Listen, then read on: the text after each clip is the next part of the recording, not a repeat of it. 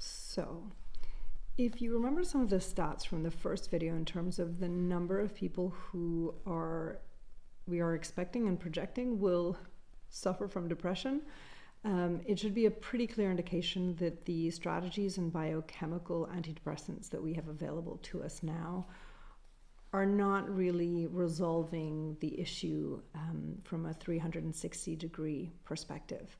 So just a couple of stats, and then I promise we will get to the good news.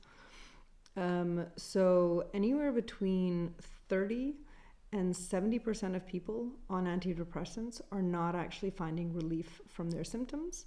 And statistics say that anywhere up to 86% of people are actually suffering from at least one side effect. And I'm not going to list the side effects here. I'm not trying to dissuade you from taking antidepressants, because there are certainly moments where they are fundamental and absolutely necessary. I just don't think that they cover the whole picture. I think there's other stuff going on, and there was an indication of that in how we are diagnosing.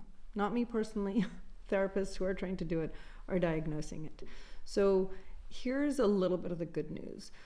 The different types of antidepressants that have been developed over time have worked on different systems within the body, right? So antidepressants, I should say, that were developed in the sort of 50s, rolling forward to about the 80s, and they were used until about the 80s and 90s, but some people are still on them, were working with how adrenaline is released in the brain. There was a second wave of antidepressants that instead focused more acutely on dopamine and how that was getting processed by the brain. And then the third, which maybe people are way more familiar with, is what are called SSRIs, or serotonin reuptake inhibitors. And there's a lot of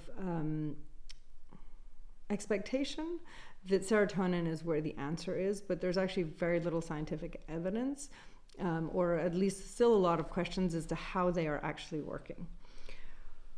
But if we can point to the fact that some people on these antidepressants, despite all the downsides, despite all the side effects, are still gleaning some benefits, even if it's a very small percentage, we might begin to have indications of what types of habits we can engage in our daily life that can tap into our adrenaline, our dopamine, and our serotonin. Have a great weekend.